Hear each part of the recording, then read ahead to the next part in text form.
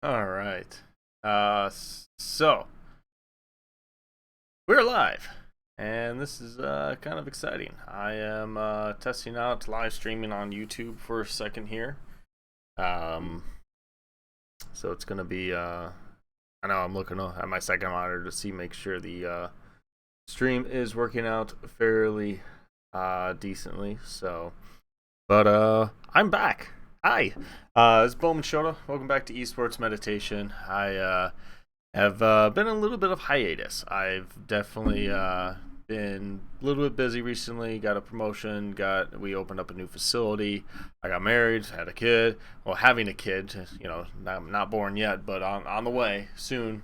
And all happening in the last month and a half, and it's been super exciting. All very positive, but like just my job has been working me about 16-hour days, so not a lot of time to necessarily work on esports content like I was before. So but I'm back, and I'm going to be doing all my series that I have been doing recently, starting back up today actually, and as we're live right now, so it'll be interesting.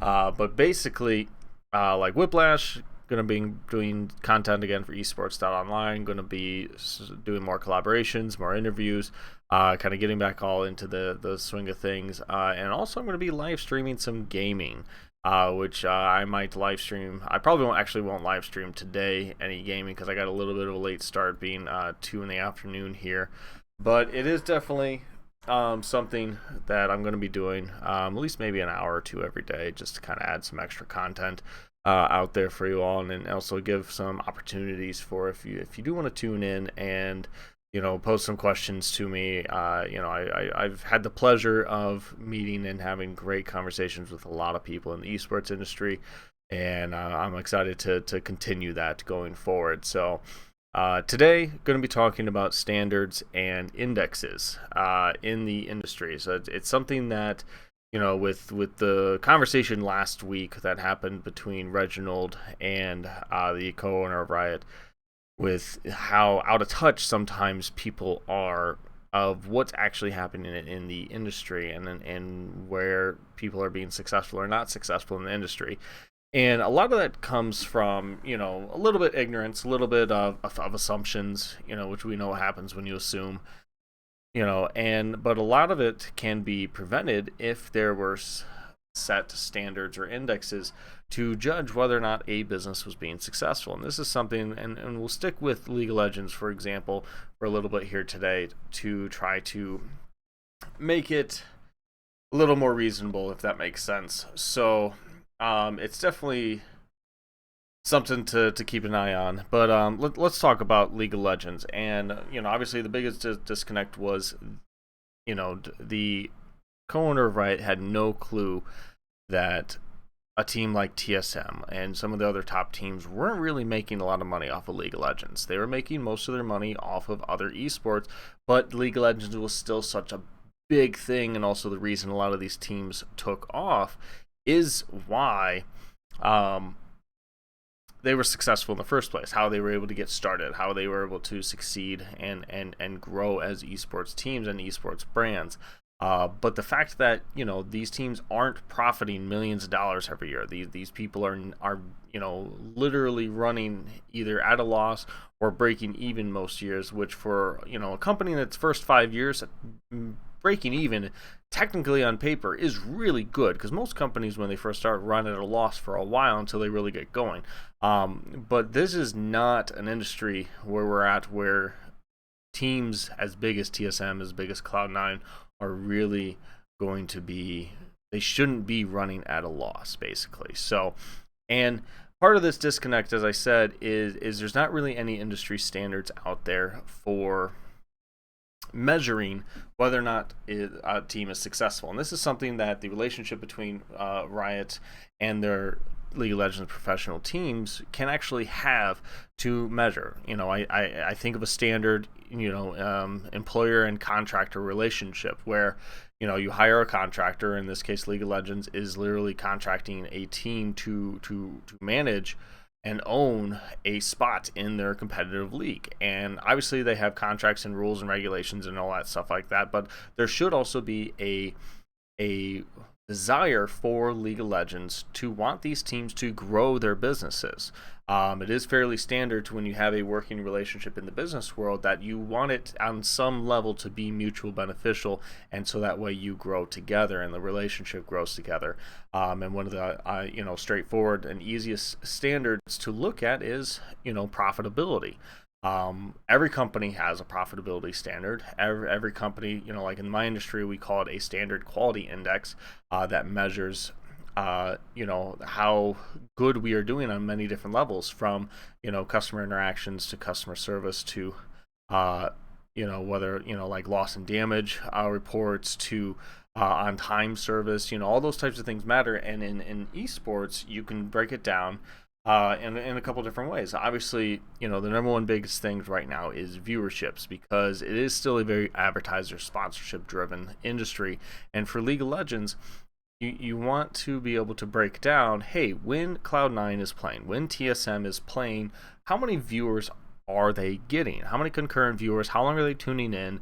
All these things are measurable things that you can just basically pull up to where, like, hey, TSM's match was at 3 o'clock today, and they brought in concurrent 335,000 viewers during this match on a Thursday. But if TSM plays on a Saturday, they bring in 600,000 versus, another team like, Renegades or someone smaller, or Envious, they only brought in, 170,000 concurrent viewers. And that's obviously,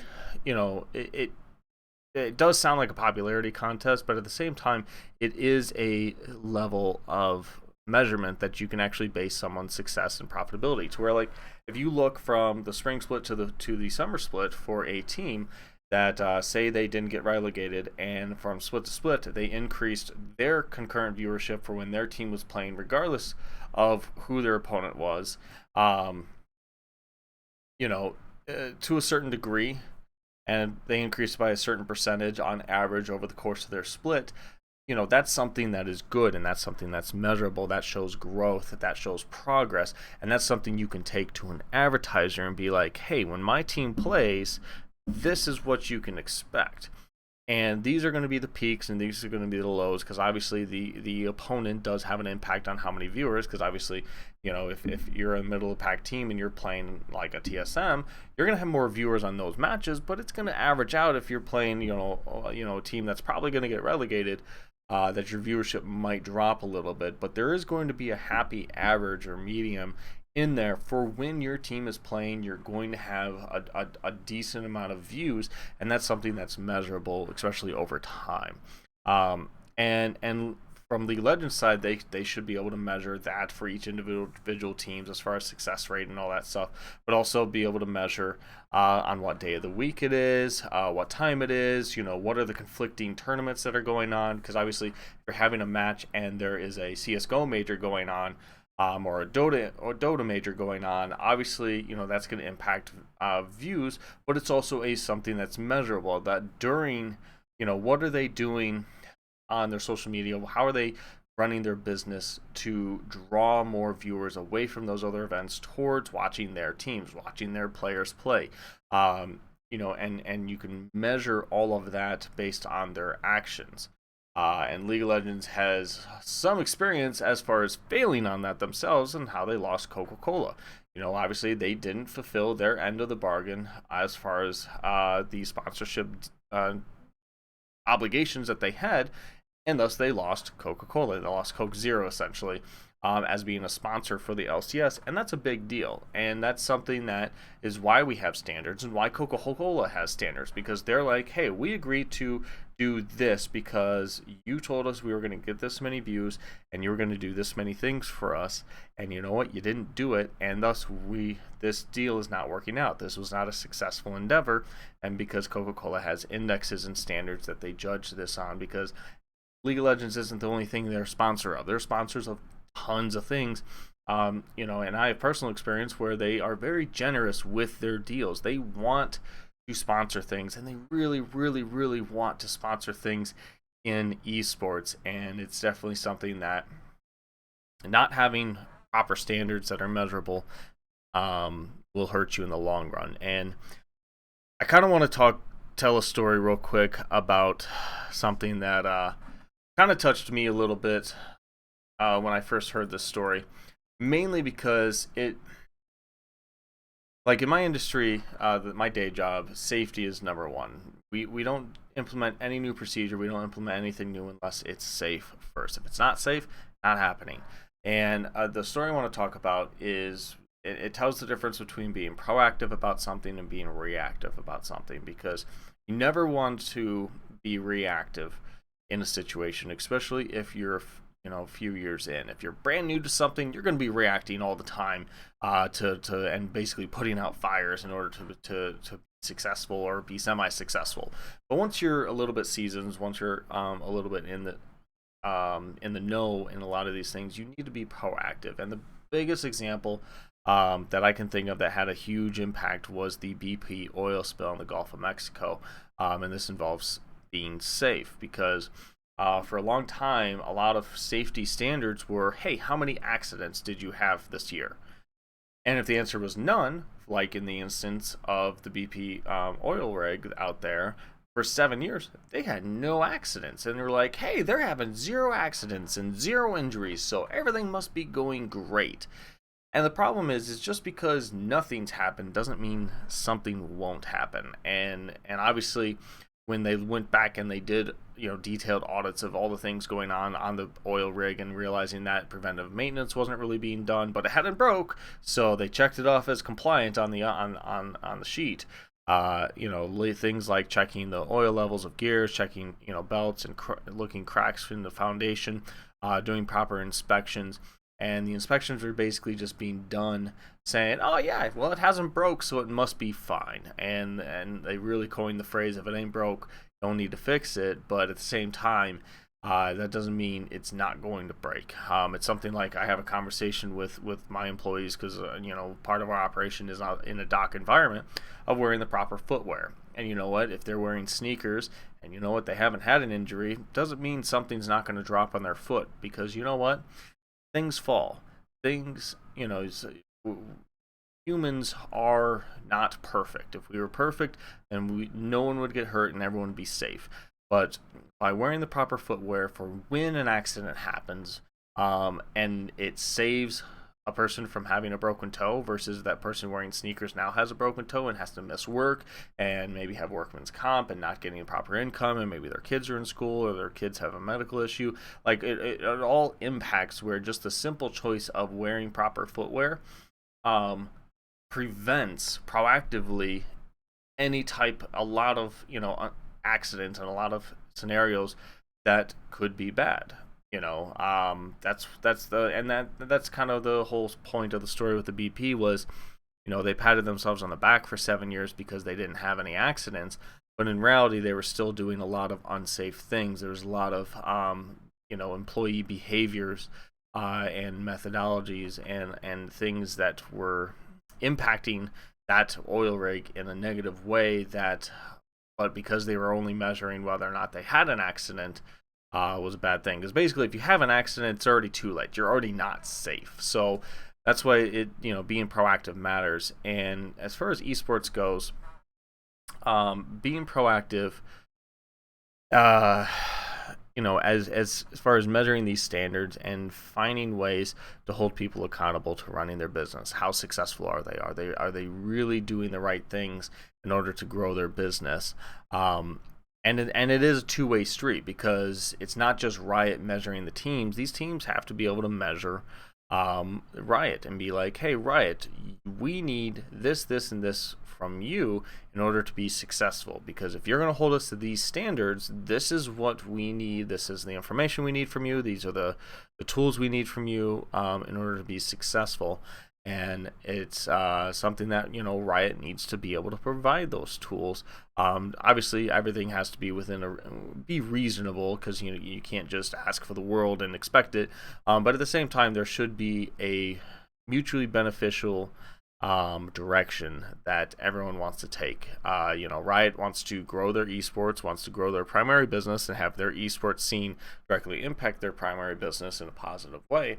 And they want to be able to see that. They want to be able to measure it. They want to be able to look at that those indexes and those standards in a positive way. And obviously the teams want to be able to use those standards and indexes to either gain more rewards and benefits from that relationship, or to be able to properly retool their businesses in order to see that positive growth. So it's kind of interesting in the long run. I know it kind of rambled for a little bit here as far as the different types of things.